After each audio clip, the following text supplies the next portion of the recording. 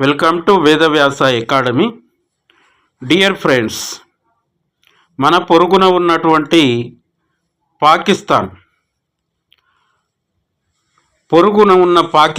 ఇప్పుడు ఒక అగ్నిగుండంలా మారింది.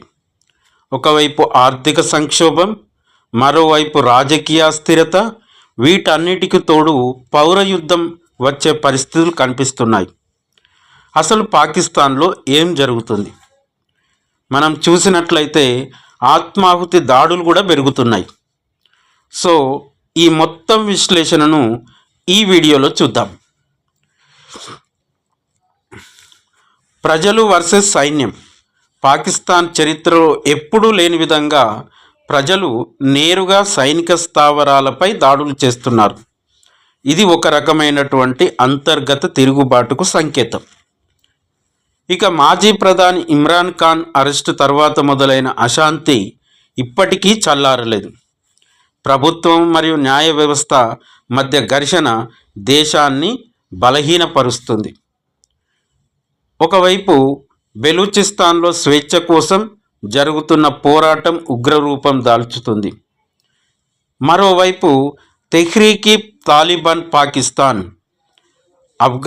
ఆఫ్ఘనిస్తాన్లో తాలిబాన్లు అధికారంలోకి వచ్చినప్పటి నుండి పాకిస్తాన్లో ఈ టీటీపీ తెహ్రీక్-ఈ తాలిబాన్ పాకిస్తాన్ తన పంజా విసురుతుంది. పెరుగుతున్న దాడులు, పోలీస్ స్టేషన్లు, మసీదులు మరియు సైనిక కాన్వాయ్లే లక్ష్యంగా ఆత్మాహుతి దాడులు జరుగుతున్నాయి. ఇక చైనా ప్రాజెక్టుల మీద దాడులు. పాకిస్తాన్లో పెట్టుబడులు పెట్టిన చైనా ప్రాజెక్టులపైన, చైనా పౌరులపైన కూడా ఈ దాడులు వదలడం లేదు. ఇది అంతర్జాతీయంగా పాకిస్తాన్ను ఒంటరి చేస్తుంది. ఇక ఆర్థిక పతనం. ద్రవ్యోల్బణం ఆకాశాన్ని తాకడం వల్ల ప్రజలకు తినడానికి తిండి దొరకని పరిస్థితి.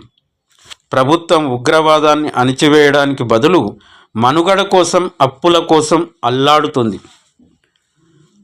సో తాము పెంచిన పాములే ఇప్పుడు తమను కాటేస్తున్నాయి అన్న సామెత పాకిస్తాన్ విషయంలో నిజమవుతుంది. పాకిస్తాన్ పరిస్థితి గమనిస్తే ఆ దేశం తన సొంత వ్యూహాల వలలోనే చిక్కుకుంది.